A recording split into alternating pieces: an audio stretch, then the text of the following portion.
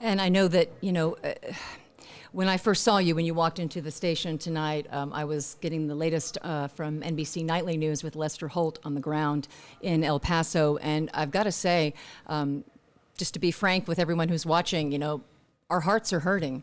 We're seeing this yet again, and it really doesn't matter what political party you are, where you live, what you do for a living. This affects all of us, and it affects our feelings of safety. It affects our safety in general, and you guys keep an eye on this really 24 hours a day, and something that you and I were speaking about just moments ago. How do you know about a potential threat? I mean, these were people, this isn't someone coming from overseas. This is someone here on American soil, our neighbors, our community, people who live next door to us that commit these acts of violence. So how do you all find out about this and really investigate the threat before it turns into something like a mass shooting and a mass casualty where we lose more lives?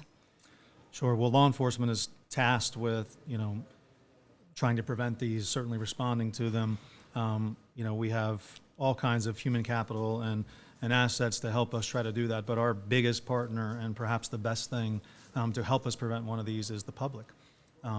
We are not in contact with that neighbor, that coworker, that family member whose behavior has changed, who has done things that are suspicious, that are acting out violently, talking about hate publicly, changing their patterns, spending all their money, quitting jobs.